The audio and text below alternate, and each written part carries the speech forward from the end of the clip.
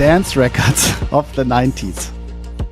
3 best dance records of the 90s. Okay, so micro decisions that you've been making for decades when you talk to somebody in person, and that selection of choices is key for leadership via this medium.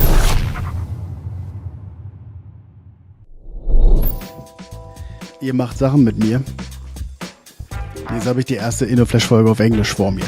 Ne? Im Badebereich sitzt schon Paul Weedon und der nennt sich der Video-Call Experte. Also das ist jemand, der erklärt Menschen, was man da zu tun hat. Oh, wow, wow. Aufgeräumt ist es nicht, aber das gehört sich ja auch so. Also von daher, ich glaube, ich werde mit ihm noch ein bisschen über DJing sprechen, weil er auch DJ ist. Kann man zumindest bei LinkedIn sehen. Ich freue mich auf das Gespräch und auf geht's, Leute. Ich schalte jetzt mal auf Englisch um. Sekunde.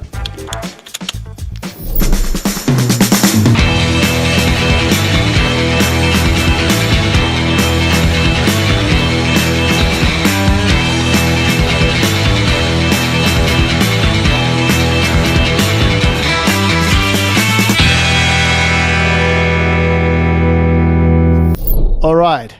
Hi, Paul. Hello, Christian. Nice to see you. I am nervous. Why are you nervous? You as the video call expert, you have to see that I'm nervous because this is the first episode in English. Well, having spoken to you briefly before, Christian, I know that your English is excellent. I have no doubt that your brain will switch into gear, and I promise not to use any difficult adjectives. How about that? Thank you. I appreciate this. Paul, who are you and what are you doing? Who am I? Well, my name is Paul. Hello. I'm a video communications coach. So I train individuals and teams and help them understand how to make every single video call, every single video interaction a success. So right now, when you make the checkup with me, and I would say I'm a video call expert, not just by doing it all the time, is everything okay here? My shirt is okay, my microphone. So give me some feedback. Well, ultimately, it's not about hard and fast rules. It's about interpretation and an understanding of what you can and cannot control. And I think that's the key word here, because most people, Christian, just do what they've been doing for the last few years on video calls without any thought.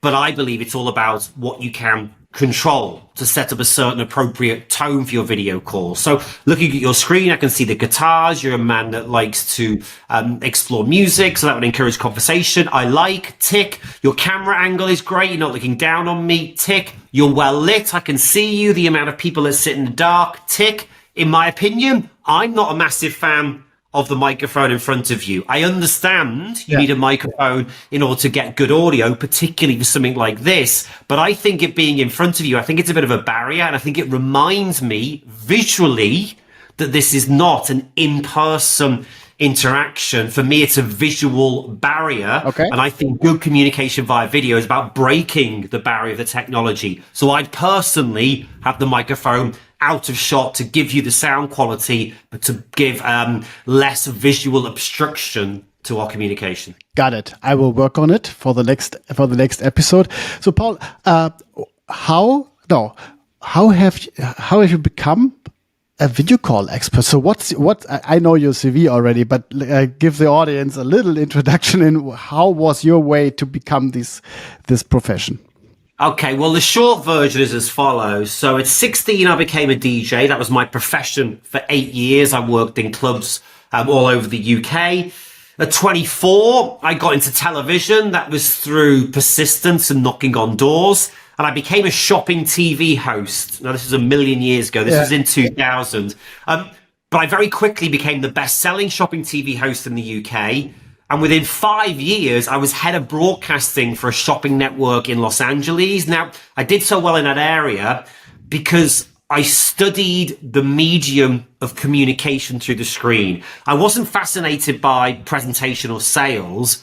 What I really wanted to get to grips with was how you emotionally connect with somebody who's not physically present with you. And because I was fascinated by that subject matter, I was able to make real gains in that arena in my 20s. Throughout my 30s, I ran a talent agency based in London where we specialized in taking undiscovered new talent and developing them, not necessarily the presentation style. It was more about how you emotionally connect with somebody who isn't physically present with you. I sold that agency 5 years ago. I was blissfully doing nothing, trying to figure out what was next. A certain lockdown kicked in when the world changed a few years ago. I thought, I'm going to be stuck in the house and I need something to do. What shall I do?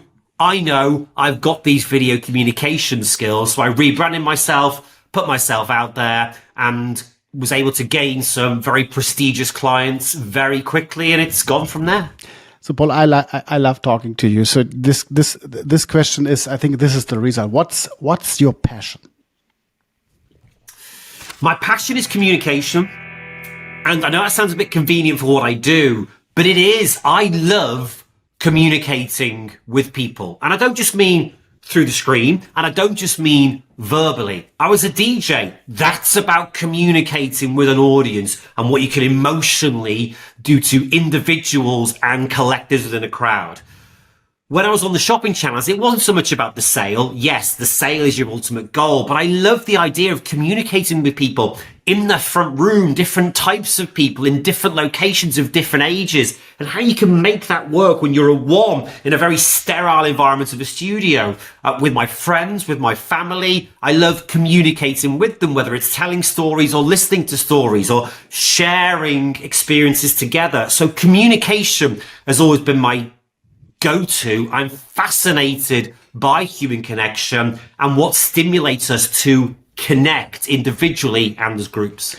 So when you have a video conference and they all have the camera off, this is like the comeback of the TV, the shopping TV, right? 100% it is, because obviously on a shopping channel, all you've got is a camera in front of you. So that is a skill that you can lean on. Talking to blank screens, you need to start imagining individuals in their own home, or of course, potentially in their office with a work call. But also, one quick tip for you. A lot of people have the challenge of people having their video cameras off. If you use empathy, you'd be amazed how many people will turn their cameras on. So if I'm speaking to a group of people and their cameras are off, I will say something along the lines of, depending on the audience and what's appropriate, it's much easier for me if I can see you, because if I can see you, it makes it more of a human exchange. I think I'll be better at my delivery if I can see you, which ultimately will make it better for you. I'm not going to tell you to turn your camera on, but if you could, I'd really appreciate it.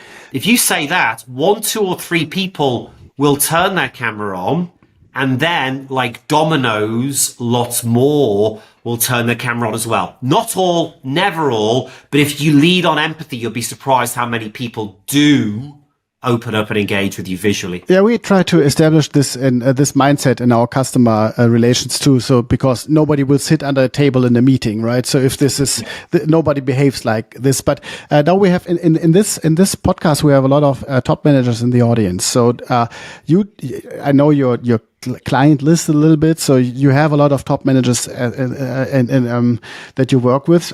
So leadership and video conferences. How close is this? Is it? It's also selling and communicating. If I have an interview with a candidate or with an employee.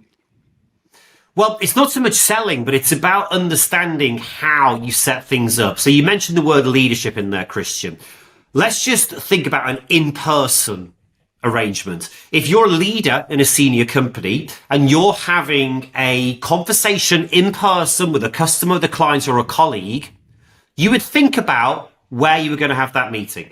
Maybe in a boardroom, maybe in a slightly more casual meeting room, maybe in a coffee shop. In each of those environments, you'd think about where you would sit. In a boardroom, should you sit at the end of the boardroom? Should you sit opposite? Should you sit next to? Should you sit on the sofa? Should you sit higher or lower? Now, all these things a leader will do very naturally in seconds in their head because they've been doing it for 10, 20 or 30 years. It's those kind of choices that you can replicate on a video call.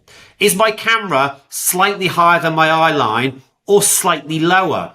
Am I sat higher or lower than the other individual? Am I sat slightly closer or slightly further away from the camera? Do I want to come across as being more authoritative, or do I want to give the other person emotional space? How well lit am I? If I've got a couple of ring lights, they cost virtually nothing. If I want to really expose myself and have full dominance, I'll be lit very well. If I want to just take it down slightly, potentially in a commercial conversation, if I want to be slightly more difficult to read, all of a sudden, when you start combining these areas, you can replicate on camera, on screen, the micro decisions that you've been making for decades when you talk to somebody in person. And that selection of choices is key for leadership via this medium. So the question with the passion is it's done now. There it is. Can you tell I genuinely love talking about this subject matter? But I think it's fascinating. And I think 99.9% of people just aren't thinking about these small changes. Yeah. And I find it bizarre because I've been thinking about them for 30 years. But if you start to implement them and change them, it makes such a difference to how you communicate on video. So now we talked a lot about the passion thing, and we mixed a lot of other things in it already. So I have my third question for this podcast is always, what do you believe? What will be the next thing that will change the world? The next thing that will change the world? Wow, that's a big question. Look, I think in terms of this type of communication, I don't think there's any doubt that VR is going to be a part of it, but I think it's a long way off. You know, I think people putting headsets on now and having meetings in VR rooms, I would imagine, Kristen, you've experimented with some of these things. It doesn't feel in any way, shape or form human. It feels like you're in some sort of slightly substandard computer game. Yeah. So the VR world as a communication tool right now, I don't think is ready. And I think it is some years off. However, I do think ultimately that's where we will be. Now, whether that's 5, 6, 8 or 10 years, I think, we need to sit down and speak to real tech experts in VR. And you may well, Christian, have stronger opinions than I do about this, and certainly more knowledge based on your level of expertise. But I do genuinely think a VR type environment for communication is where we are going to go. I just don't think it's ready yet. So Microsoft, they delivered avatars now in Teams, and I had some avatars sitting in calls last time.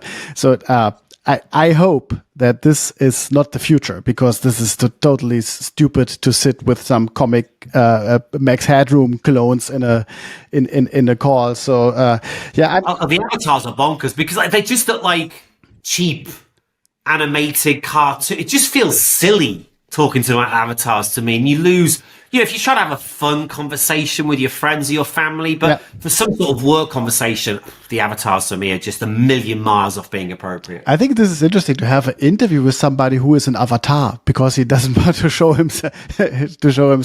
Hey, we are at the end. It would be like watching a news broadcaster or a sports broadcaster trying to hand over important essential information as an avatar.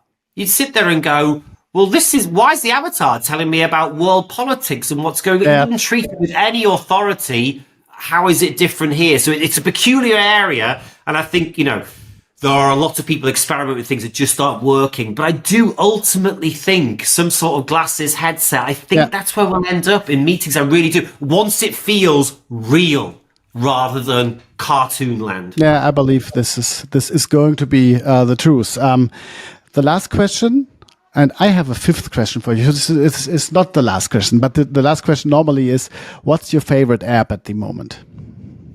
My favorite app at the moment. So I don't use many apps. I obviously engage with technology. I spend my life on video calls, but I practice 12 on, 12 off. My phone goes off at 7:30 p.m. each night and doesn't come back on till 7:30 a.m. So I have a relationship with my phone where I use it, but nowhere near as much as most people. So I don't use many apps. However, my favorite app at the moment is a charity app that I've been working on with some friends of mine for the last 2 years that launches in 2 weeks from now. So this is an unashamed plug, Christian. It's called NRG, the letters NRG, energy, and it's about micro donations We all used to put pennies in a jar on the counter. That's gone because of money.